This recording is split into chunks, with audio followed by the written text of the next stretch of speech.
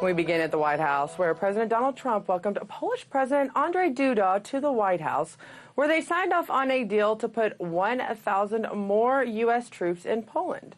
Now, about 5,000 U.S. troops will serve on a rotational basis there, and today President Donald Trump confirmed that Poland is set to buy over 24 F-35 jets. Now, RT's Michele Greenstein is outside the White House with the latest. Michele, it's been a busy day there. That's right, Scotty. Earlier this afternoon, Polish President Duda and U.S. President Donald Trump met. It's the first time that the Polish president has been here since he was here last September of 2018. Mr. Trump iterated the quote-unquote unbreakable bond and said that the bond between the two countries is growing even stronger and even closer. That culminated today when the two countries signed a joint declaration on defense cooperation, like you said, where the U.S. is going to be committing an additional 1,000 U.S. troops. Now, there are already 4,500 U.S. troops on the ground in Poland right now as part of an agreement with NATO. But Trump was very clear to establish that these additional military commitments are going to be paid for by the Polish at no cost to the U.S. citizen. Let's take a listen to what he had to say. As stated in the joint declaration, the United States and Poland continue to enhance our security cooperation. Poland will still provide basing and infrastructure to support military presence of about 1,000 American troops. The Polish government will build these projects at no cost to the United States. The Polish government will pay for this.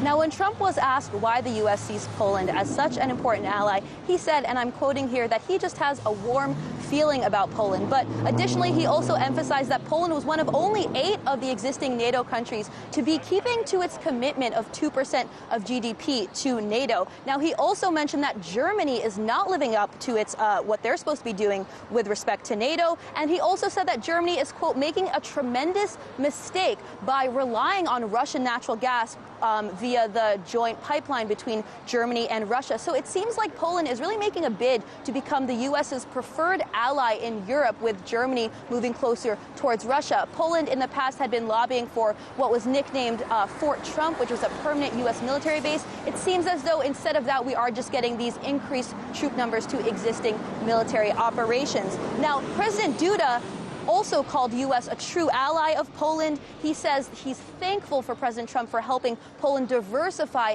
its natural gas imports. Let's take a listen to that.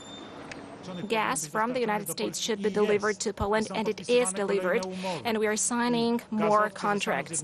And gas tankers from the United States are coming to the port of Świnoujście today, and the gas from the United States has become a fact in Poland and in our part of Europe. Thank you, Mr. President, that there are going to be more supplies. I'm very happy about that, because to us it means diversification of sources of supplies. It also means the development of gas security. To us, it also means good business.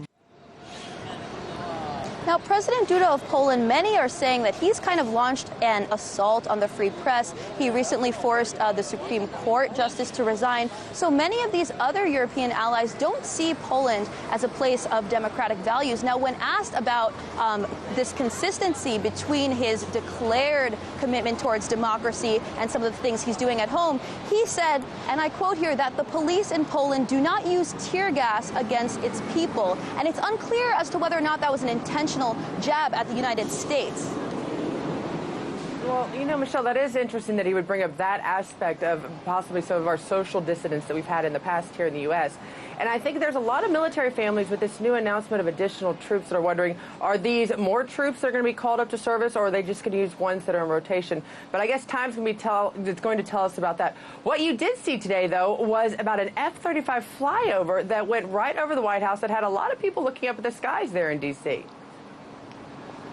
That's right. Marine Corps fighters did conduct a flyover over the White House, a very rare event because, of course, we're dealing with restricted airspace over the White House. This is, of course, the plane that many are calling the U.S. military's most advanced aircraft. I did witness it fly over the White House earlier this afternoon and actually hover above the White House. This is all because Poland is reiterating its intent to buy some of these Lockheed Martin planes. Trump says at least 32 of the F-35s will be sold to Poland. So between the the natural gas deals and the fighter jet deals, it really does seem as though Poland is making a bid towards becoming our preferred ally in Europe.